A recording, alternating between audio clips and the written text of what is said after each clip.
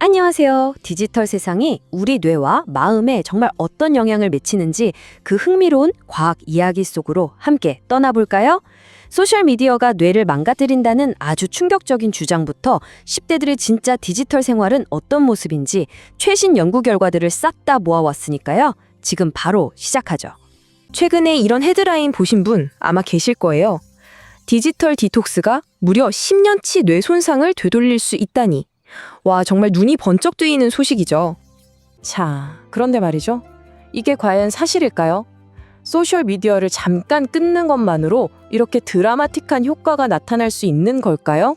결론부터 시원하게 말씀드리면 정답은 아니요입니다. 헤드라인은 정말 자극적이었지만 그 속을 들여다보면 이야기가 좀 다릅니다. 자, 그럼 첫 번째 이야기부터 제대로 파헤쳐 보겠습니다. 왜 그렇게 떠들썩했던 헤드라인이 사실은 오해를 불러일으킬 수 있었는지 그 진짜 이유를 한번 알아보죠. 가장 결정적인 차이가 뭐냐면요. 이 기사가 인용한 연구에서는 참가자들의 뇌를 직접 들여다본 적이 없다는 거예요. fMRI 같은 걸로 뇌를 찍었다거나 뇌 손상의 증거를 찾기 위한 검사를 한 게 전혀 아니라는 거죠. 헤드라인이 실제 연구 내용보다 훨씬 멀리 나간 셈입니다. 그러니까 핵심은 바로 이겁니다. 물론 디지털 디톡스가 좋은 효과를 가져온 건 맞아요. 참가자들 스스로 정신건강이 좋아졌다고 느꼈고 실제로 주의력이나 기억력 테스트에서도 점수가 더 잘 나왔거든요. 하지만 이건 어디까지나 인지 기능이 좋아졌다는 거지 물리적인 뇌 손상이 회복됐다는 증거는 될 수 없습니다. 자, 이제 오해는 풀었으니까 진짜 과학으로 넘어가 보죠. 그렇다면 수많은 방법들 중에서 과학적으로 증명된 최고의 웰빙 향상 비법은 과연 뭘까요? 여기서 메타 분석이라는 아주 강력한 연구 방법이 쓰였는데요. 이게 뭐냐면 행복해지는 방법들, 예를 들어 명상, 운동, 감사일기 같은 수많은 기존 연구들을 전부 한 무대에 올려놓고 최고의 방법을 뽑는 일종의 행복 왕중왕전 같은 거라고 보시면 돼요. 그리고 대망의 우승자는 바로 결합운동 심리중재였습니다. 이름이 좀 어렵죠? 근데 내용은 정말 간단합니다. 진짜 재미있는 건 이 어려운 과학 용어가 사실은 우리가 이미 아는 어쩌면 들어보셨을 핫걸 워크랑 똑같다는 거예요. 밖에서 걷고 이게 운동, 주변을 느끼면서 긍정적인 생각을 하는 것, 이게 심리, 바로 이거예요. 몸과 마음을 함께 챙기는 이 간단한 습관이 과학이 인정한 최고의 웰빙 비법이었던 거죠. 자, 이번에는 10대들의 세계를 한번 가볼까요?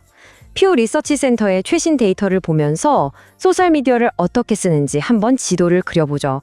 여기서 중요한 건 얼마나 오래 쓰냐가 아니라 각 앱이 10대들의 삶에서 어떤 역할을 맡고 있다는 겁니다. 이 그래프를 보면 결과가 아주 명확하죠. 10대들한테 스냅챗은 뭐냐고 물어보면요. 무려 86%가 친구나 가족이랑 연락하는 거라고 대답했어요.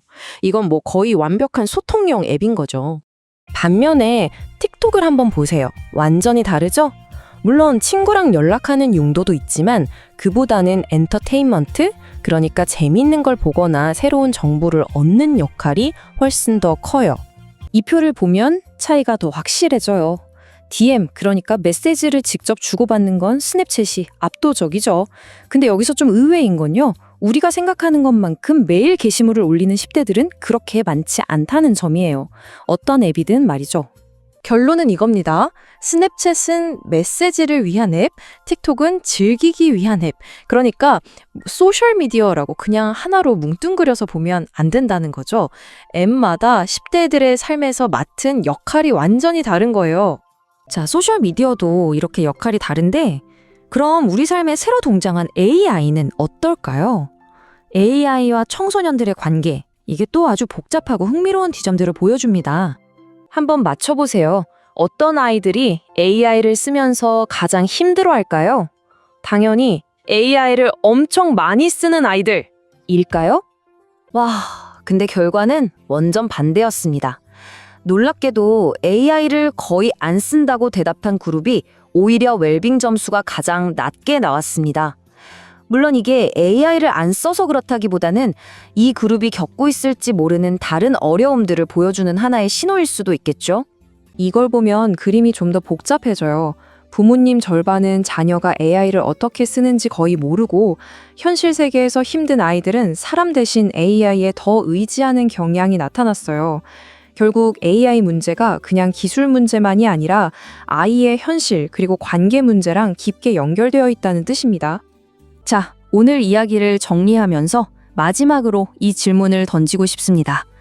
우리는 지금까지 스크린 타임, 그러니까 화면을 얼마나 오래 보느냐는 시간에만 너무 집착한 건 아닐까요?